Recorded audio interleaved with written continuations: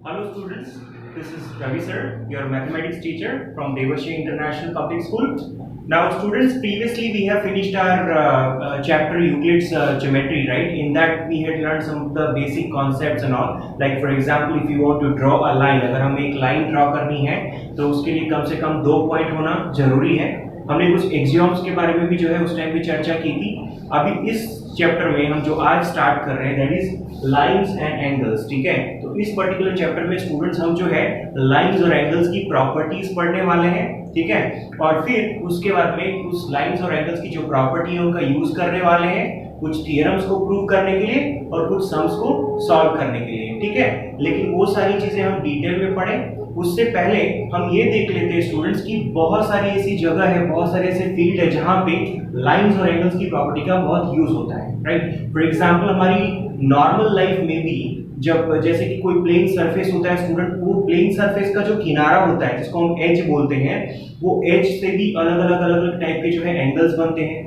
Even अगर कोई architecture है, अगर कोई बिल्डिंग या हाउस का वो एक मॉडल तैयार कर रहा है तो मॉडल के कंस्ट्रक्शन के लिए भी उसके पास में लाइंस और एंगल्स की जो प्रॉपर्टी अच्छी तरीके से उसे पता होनी चाहिए, क्योंकि जब वो मॉडल्स बनाएगा तो मटेरियल्स को किस तरह से पैरेलल रखना है, कौन से मटेरियल्स को उसको स्लांटिंग कुछ एंगल के हिसाब से रखना है, तो सारी जो है उसको नॉलेज होना चाहिए। Even in the case of mathematics में जैसे ट्रिग्नोमेट्री है, तो ट्रिग्नोमेट्री में भी लाइंस और एंगल्स की अच्छी खासी जो हमें नॉलेज होनी चाहिए उसकी प्रॉपर्टीज की, क्योंकि उस केस में हम जो है देखते हैं कि एंगल्स जो है किसके बीच में जो बन रहा है, हॉरिजॉन्टल सरफेस और side of line of side के बीच में जो भी एंगल्स बन रहा है, ठीक है।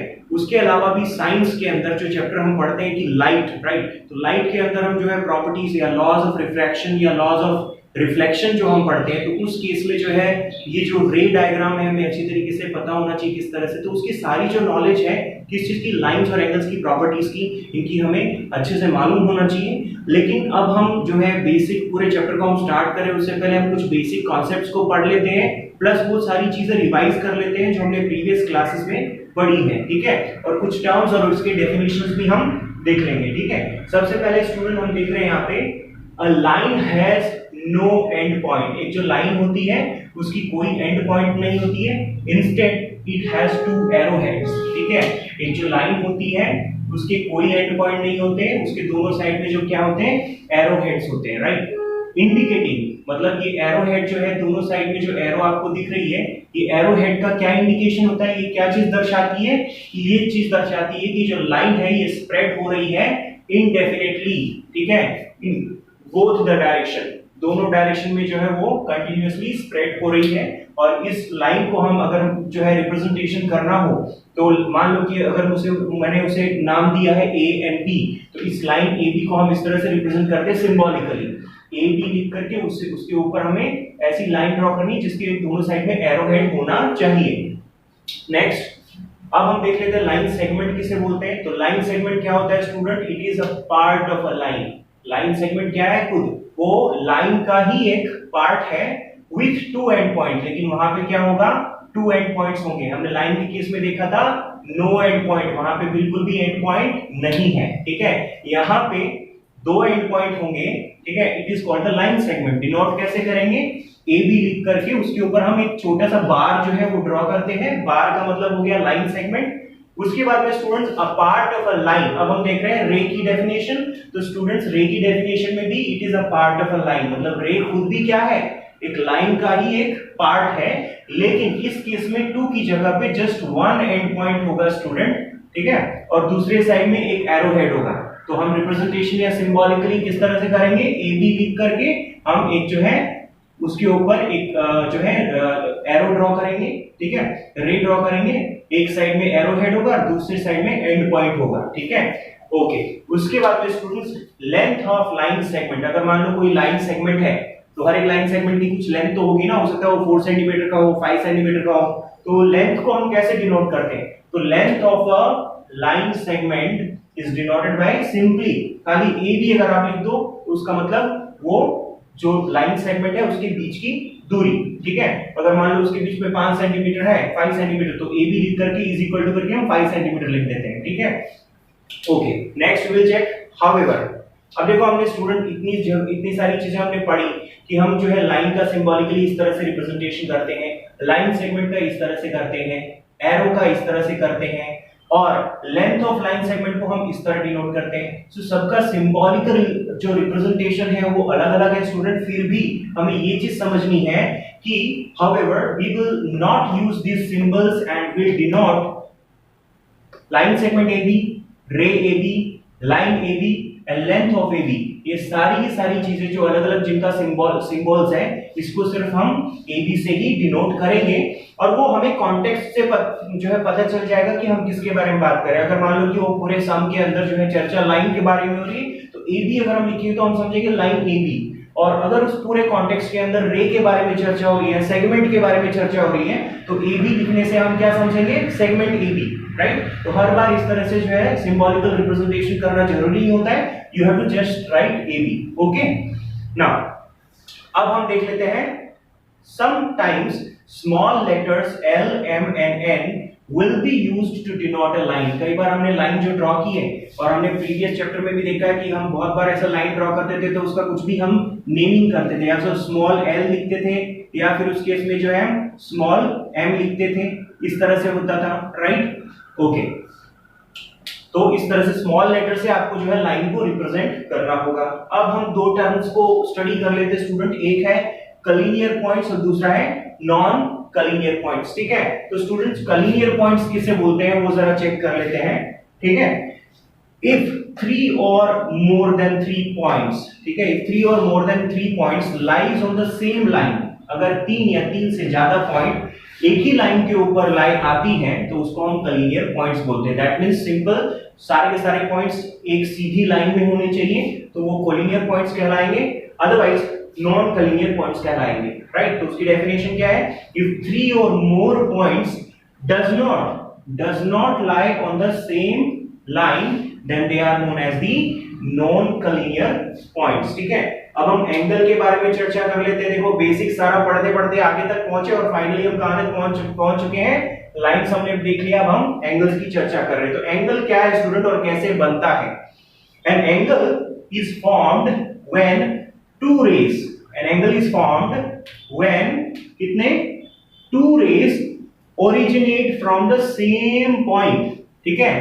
एक ही सिंगल पॉइंट से दो रेज जो है वो ओरिजिनेट होनी चाहिए, एक इस तरह जा रही है मान लो और एक इस तरह से जा रही है, तो बन गया एंगल, ठीक है। तो ये डेफिनेशन ये बताती है कि कोई भी दो रेज कहां से ओरिजिनेट होनी चाहिए फ्रॉम द सेम पॉइंट, ठीक है। अब देखो स्टूडेंट ये हो गया एंगल का डेफिनेशन। एक और हम जो है डेफिनेशन उसका देख लेते हैं, इस तरीके से भी डिफाइन करते हैं, an angle is formed when two rays having a common end point. दो रेज की बात कर रहे हैं, एन एंगल इज फॉर्म्ड कैसे, एंगल कैसे फॉर्म होता है, बाय टू रेज, दो रेज की चर्चा कर रहे हैं, लेकिन having a common end point, उनका कॉमन एंड पॉइंट होना चाहिए। ये देखो मैंने एक रे ऐसे ड्रॉ किया, दूसरा रे मैं कुछ इस तरह से ड्रॉ कर दूं, तो दोनों रेज का देखो स्टूडेंट मीटिंग पॉइंट या कॉमन पॉइंट है, ठीक है। जो मीटिंग पॉइंट है उनका, ये जो पॉइंट है that is the common point है उनका, ठीक है। कॉमन एंड पॉइंट है दोनों रेज का, that is the common end point. तो ये हो गया एंगल का डेफिनेशन, ठीक है। अब देखो जब एंगल एक बार हमें पता चल गया कि कैसे बनता है, दो रेज से बनता है जिसका कॉमन एंड पॉइंट है, तो उस केस में स्टूडेंट्स ये जो दो रेज है, एक ये वाली और एक ये वाली, इन ये एंगल्स की आर्म्स कहलाएगी। क्या कहलाएगी, arms. This is one arm, this is second arm, ठीक है। और ये दोनों आर्म्स जहां पे ज्वाइन होती है इसको हम बोलते हैं वर्टेक्स, ठीक है। तो rays making an angle are called the arms of the angles. ऐसी रेज जिससे एंगल बनता है उसको हम क्या बोलते हैं, आर्म्स ऑफ द एंगल, ठीक है। और जो एंड पॉइंट होता है उस एंड पॉइंट को हम क्या बोलते हैं, वर्टेक्स, ठीक है। इस एंड पॉइंट को हम बोलेंगे वर्टेक्स, ठीक है। ओके स्टूडेंट्स, अब जो है कुछ टाइप्स ऑफ एंगल्स पढ़ेंगे। वैसे तो बहुत सारे डिफरेंट टाइप्स ऑफ एंगल्स होते हैं, आगे आगे हम उसके बारे में भी हम चर्चा करेंगे, लेकिन फिलहाल जो हम टाइप्स ऑफ एंगल्स देख रहे हैं स्टूडेंट्स, वो basically on the basis of degree angle के ऊपर से, ठीक है। अगर मान लो कि 0 डिग्री से 90 डिग्री तक कुछ एंगल है तो वो क्या कहलाएगा, 90 से 180 तक, और उससे भी अगर ज्यादा है तो वो क्या कहलाएगा। तो ऑन द बेसिस ऑफ कौन से आधार पे हम ये जो क्लासिफिकेशन कर रहे हैं, ये on the basis of degree angles, ठीक है। तो देखो सबसे पहले स्टूडेंट्स ऐसे जो टाइप्स ऑफ एंगल्स है, टोटल 5 टाइप्स ऑफ एंगल्स यहाँ पे देख रहे हैं डिग्री एंगल के ऊपर से। तो एक है पहला एक्यूट एंगल, ये सारा हम पढ़ चुके हैं, just we are revising. Acute angle, ठीक है, right angle, obtuse angle, straight angle and reflex angle, ठीक है। तो सबसे पहले acute angle, students acute angle हम किसे बोलते हैं? एक्यूट एंगल वो होता है जहां पे एंगल का जो मेजरमेंट है वो हमेशा 90 डिग्री से छोटा होगा। तो यहाँ पे देखो सिंबॉलिकली मैथमेटिकली आप इस चीज को कैसे लिख सकते हो, यहाँ पे ये जो एंगल है इसको मैंने क्या डिनोट किया है, x डिनोट किया है, राइट। तो यहाँ पे जो x का वैल्यू है एंगल का वो जो है कहां से कहां के बीच में होगा, 0 डिग्री से लेकर के 90 डिग्री के बीच में होगा, राइट। तो 0 degree less than x less than 90, इसका मतलब ये होता है कि 0 डिग्री से और 90 डिग्री के बीच में जो है ये x जो है उसकी वैल्यू होगी ना, ठीक है, ना 0 डिग्री होगी ना 90 डिग्री होगी, क्योंकि 90 डिग्री होगी तो हम उसको दूसरा टाइप ऑफ एंगल बोलते हैं, ठीक है। तो इसकी वैल्यू हमेशा 0 से 90 के बीच में, यानी कि 90 डिग्री से छोटा होना चाहिए, that is acute angle. Then right angle, जहां पे अगर यहाँ पे मैंने इसको y डिनोट किया तो y will be equal to 90, y will be equal to 90 degree, okay. तो इस केस में जो है पूरा पूरा ये परपेंडिकुलर लाइन होगी, और इस केस में पूरा राइट एंगल बनता है। राइट एंगल का मतलब भी होता है 90 डिग्री, ठीक है, मेजरमेंट 90 डिग्री की होती है। देन ये होती ऑब्ट्यूस एंगल, हमेशा ऑब्ट्यूस एंगल स्टूडेंट 90 डिग्री से बड़ा जो एंगल होगा उसको हम ऑब्ट्यूस एंगल बोलते हैं, that means greater than 90 degree. तो उसको हम डिनोट कैसे करेंगे मैथमेटिकली, यहाँ पे इस एंगल को मैंने z बोला है, तो जो z एंगल है दैट इज 90 डिग्री और 180 डिग्री के बीच में होगा, ना तो वो पूरा 90 होगा ना तो वो पूरा 180 होगा। अगर 180 पूरा हो जाएगा तो फिर वो डिफरेंट एंगल कहलाएगा। तो 90 से बड़ा और 180 से छोटा, या फिर शॉर्ट में 90 डिग्री से थोड़ा बड़ा एंगल होगा तो उसको हम ऑब्ट्यूस एंगल बोलते हैं। Then we have the straight angle student. Straight angle किसे बोलते हैं, जो एक सीधी लाइन होती है ना उससे बनती है। यहाँ पे इस एंगल को मैंने s बोला है, तो s that should be equal to exactly कितना होना चाहिए, 180 डिग्री होनी चाहिए, तो उसको हम स्ट्रेट एंगल बोलते हैं। उसके बाद में स्टूडेंट हम चर्चा करेंगे रिफ्लेक्स एंगल की। तो अभी तक हम जो भी एंगल के साथ में डील कर रहे थे वो हमेशा 180 डिग्री से छोटी होती थी या 180 डिग्री तक होती थी, लेकिन यहाँ पे अगर 180 डिग्री से 180 डिग्री से अगर ज्यादा बड़ा एंगल होगा ना तो उसको हम रिफ्लेक्स एंगल बोलते हैं, ठीक है। मैथमेटिकली कैसे बोलेंगे, यहाँ पे इस एंगल को मैंने t बोला है, राइट। ये वाले एंगल की बात नहीं कर रहा हूँ, ये वाले एंगल की बात कर रहा हूँ। यहाँ पे t को हमने क्या, इस एंगल को हमने t बोला है, और t का जो वैल्यू है 180 डिग्री से बड़ा है और 360 से छोटा है, ठीक है। दैट मींस 180 डिग्री और 360 डिग्री के बीच में उसकी वैल्यू होगी, ठीक है। तो इसको हम बोलते हैं रिफ्लेक्स एंगल्स। ओके स्टूडेंट, अब जो है हम कुछ types of pairs of angles पढ़ेंगे, ठीक है, कुछ types of pairs of angle.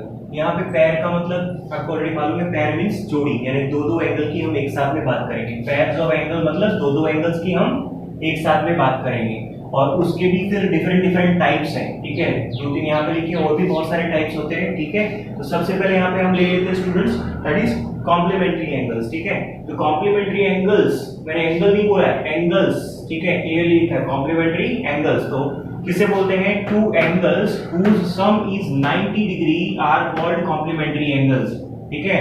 ऐसे दो एंगल की बात हो रही है, यहाँ पे क्लियरली लिखा है to angles whose sum is 90 degree. ऐसे दो एंगल जिनका एडिशन कितना हो जाए, 90 डिग्री हो जाए, उसे हम बोलते हैं कॉम्प्लीमेंट्री एंगल। जैसे कि let's take, you can take 30, ठीक है, यू कैन टेक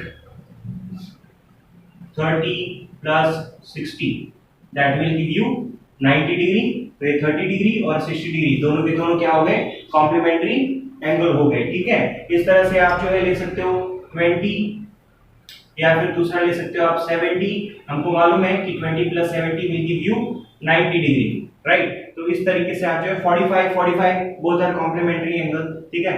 इस तरीके से जैसे हमने 30 और 60 लिया, हम ले सकते हैं 35, दूसरा एंगल ले सकते हैं हम 55, both will give you 90 degree. तो यहाँ पे 35 एंगल 35 एंड दैट इज 55, दोनों के दोनों क्या कहलाएंगे, कॉम्प्लीमेंट्री एंगल कहलाएंगे। ठीक है, इस तरीके से फिर आगे है कि सप्लीमेंट्री एंगल्स, तो ये भी ऐसे दो एंगल्स की बात हो रही है। ठीक है, यहाँ पर भी तो two angles whose sum is 180 degree, last time 90 था, इस बार 180 हो जाना चाहिए। ठीक है, तो उसको हम सप्लीमेंट्री एंगल्स बोलते हैं। जैसे कि 90 plus 90 will give you 180 degree, तो दोनों के दोनों क्या हो गए, सप्लीमेंट्री एंगल्स हो गए। ठीक है, ओके, फिर और क्या ले सकते हैं हम, 100, ठीक है, और 80, बोथ विल गिव यू 180। हम ले सकते हैं 110 ले सकते हैं और 70 ले सकते हैं, तो that also will give you 180 degree. इस तरीके से तो ऐसे दो एंगल्स जिनको आप ऐड करो तो फाइनली 180 डिग्री आ जाना चाहिए, तो उसको हम बोलेंगे सप्लीमेंट्री एंगल्स। कई बार इस तरह से क्वेश्चंस आते थे प्रीवियस क्लासेस में कि आपको एक एंगल दिया रहता था, मान लो कि आपको एक एंगल दिया है, लेट्स टेक 70 डिग्री।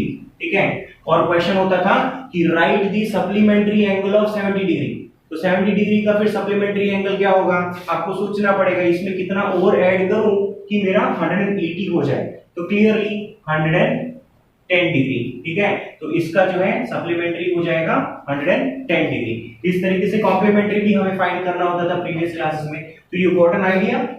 नेक्स्ट हम जो देख रहे हैं that is the adjacent angle. ठीक है, तो एडजेसेंट एंगल, देखो स्टूडेंट ये वर्ड से ही पता चल रहा है, एडजेसेंट, एडजेसेंट का मतलब क्या होता है, आजू बाजू में। ठीक है, एकदम नजदीक में। तो यहाँ पे भी ये क्या है, we are talking about two angles. देखो हर जगह हम टू एंगल्स की बात करेंगे, क्यों, टॉपिक क्या है, पेयर्स ऑफ एंगल्स, यानी कि दो एंगल्स की एक साथ में हम बात करेंगे। तो टू एंगल्स आर एडजेसेंट, दो एंगल को हम एडजेसेंट तब बोलेंगे इफ दे हैव, एक तो उनका कॉमन वर्टेक्स होना चाहिए, फिर एक उनका कॉमन आर्म होना चाहिए, तीसरा क्या कंडीशन है, जो नॉन कॉमन आर्म्स है आर ऑन डिफरेंट साइड्स, वो अलग अलग साइड्स पे होने चाहिए। किसके अलग अलग साइड्स पे होने चाहिए, कॉमन आर्म्स के अलग अलग साइड पे होनी चाहिए। तो एक एक करके हम सारी चेक कर लेते हैं, किसे बोलते हैं, एडजेसेंट एंगल। तो ऐसे दो angles are adjacent angles if they have a common vertex, दोनों एंगल का एक सिंगल एंड पॉइंट होना चाहिए, कॉमन वर्टेक्स होना चाहिए। देखो आपको एक ये एंगल दिख रहा है, राइट, और एक ये एंगल दिख रहा है, that is angle ABD and angle DBC। तो ये दोनों एंगल है, और दोनों एंगल का स्टूडेंट देखो एक कॉमन एंड पॉइंट है, जिसको हम क्या बोलते हैं, वर्टेक्स बोलते हैं। तो एक कंडीशन पूरी होगी, कॉमन वर्टेक्स होना चाहिए। नेक्स्ट स्टूडेंट क्या होना चाहिए, उनकी कॉमन आर्म होनी चाहिए। देखो एक ये एंगल बोला और एक ये एंगल बोला, ABD, एंगल ABD और एंगल DBC, दोनों ही केस में ये चीज जो है कॉमन निकल रही है, ये आर्म को हम बोलते हैं कॉमन आर्म। ठीक है, तो यहाँ पे कॉमन आर्म भी है। तीसरी कंडीशन है, नॉन कॉमन आर्म जो होती है वो डिफरेंट साइड्स में होनी चाहिए। किसके डिफरेंट साइड्स में, कॉमन आर्म के। तो देखो स्टूडेंट ये वाली आर्म और ये वाली आर्म, ये दोनों की दोनों जो है नॉन कॉमन आर्म कहलाएगी, और वो दोनों नॉन कॉमन आर्म अलग अलग साइड्स में है। किसके अलग अलग साइड्स में, कॉमन आर्म के। कॉमन आर्म अपनी कौन सी है, BD। तो एक आर्म जो है AB इस बाजू आ गई और दूसरी नॉन कॉमन आर्म कौन से, दूसरे बाजू आ गई, दैट इज BC। तो ये कॉमन आर्म के दोनों अलग अलग साइड्स में होनी चाहिए नॉन कॉमन आर्म्स। तो ये तीनों कंडीशन फुलफिल हो गई, इसी को हम बोलते हैं एडजेसेंट एंगल्स। ठीक है, तो एक एक करके हम यहाँ पे इंफॉर्मेशन चेक कर लेते हैं। यहाँ पे एंगल ABD और DBC, angle ABD and DBC ये कहलाएगी क्या, एडजेसेंट एंगल्स। फिर रे BD को हम बोलेंगे कॉमन आर्म, BD को हम बोलेंगे कॉमन आर्म। पॉइंट B को क्या बोलते थे, पॉइंट B को वर्टेक्स, और उसके बाद में जो BA और रे BA और रे BC को हम नॉन कॉमन आर्म बोलेंगे। रे BA या AB और रे BC या CB, इनको हम दोनों को नॉन कॉमन आर्म बोलेंगे, और दोनों की दोनों कहां पे आनी चाहिए, कॉमन आर्म के अलग अलग साइड्स में आनी चाहिए। ठीक है, अब कुछ इंपॉर्टेंट पॉइंट है, when two angles are adjacent, जब भी स्टूडेंट्स दो एंगल एडजेसेंट हो तब उस केस में then the sum is always, then their sum, जो दो एंगल एडजेसेंट होंगे उन दोनों एंगल का जो सम होगा should be always equal to the angle formed by the two non common arms. ठीक है, यहाँ पे क्या समझाने की कोशिश कर रहे हैं कि जब भी ये इस तरह से दो एंगल्स होंगे जो कि आजू बाजू में, यानी कि एडजेसेंट एंगल है, तो ऐसे केस में स्टूडेंट्स जो दोनों एंगल का जो एडिशन होगा, दोनों एडजेसेंट एंगल का जो एडिशन होगा वो किसके बराबर होना चाहिए? वो पूरे एंगल के बराबर होनी चाहिए, जो किससे, कौन से आर्म से मिलकर के बनती है? नॉन कॉमन आर्म से मिलकर के जो एंगल बनता है पूरा, उसके बराबर होना चाहिए, राइट। देखो हमने लिखा है एंगल ए बी सी, ये पूरी का पूरा एंगल ए बी सी। जब मैं बोलूं ना student angle A B C, तो एक आ रहा है ए बी और दूसरा आ रहा है बी सी, दोनों के दोनों नॉन कॉमन आर्म्स है। तो angle A B C should be is equal to angle A B D plus D B C, angle A B D plus D B C. तो इन दोनों एंगल का addition will give you the whole angle, ठीक है। उसके बाद में एक खास बात हमें ध्यान रखनी चाहिए, angle A B D, angle A B C, angle A B D are not adjacent angle. इन दोनों एंगल को हम एडजेसेंट एंगल नहीं बोलेंगे। कौन से दो एंगल की बात हो रही है? A B C, A B D, A B C, ये पूरा एंगल, और फिर ए बी और डी, ठीक है। एक तो ये पूरा एंगल और सिर्फ इतना एंगल, ये दोनों एडजेसेंट नहीं कहलाएगा। क्यों? क्योंकि उस केस में देयर नॉन कॉमन आर्म्स जो है ना, that is B D and B C lie on the same side of the common arms। दो जो अनकॉमन आर्म है BD and BC, BD and BC, वो दोनों के दोनों एक ही साइड में आ जाते हैं, ठीक है। इस वजह से हम इनको जो है एडजेसेंट एंगल नहीं बोलेंगे। कंडीशन आपको हमेशा एक ही याद रखनी है स्टूडेंट, एडजेसेंट एंगल तभी कहलाएगा, तीन कंडीशंस पूरी होनी चाहिए। उनका दोनों एंगल का कॉमन वर्टेक्स होना चाहिए, फिर एक कॉमन आर्म होना चाहिए जो आपको बीच में दिख रही है कॉमन आर्म, और तीसरी कंडीशन जो नॉन कॉमन आर्म है, एक ये वाली और एक ये वाली, वो दोनों की दोनों कॉमन आर्म के अलग अलग साइड्स में आनी चाहिए, ठीक है स्टूडेंट। तो इस वीडियो में हमने जो है कुछ बेसिक कॉन्सेप्ट्स के बारे में पढ़ा, ठीक है। कुछ हमने पुराने क्लास में जो हमने पढ़ा था उसका रिवीजन किया, कुछ टर्म्स के जो हमने डेफिनेशंस दिए थे, प्लस उसके अलावा हमने कुछ types of pairs of angles के बारे में चर्चा की थी, राइट। इसके अलावा भी और भी पेयर्स ऑफ एंगल्स है स्टूडेंट्स, उसके बारे में हम चर्चा करेंगे नेक्स्ट अपकमिंग वीडियोस में, ठीक है। Till then keep on practising, in this we will improve a lot. This is Ravi sir taking mathematics, Devashay international school. Okay, thank you.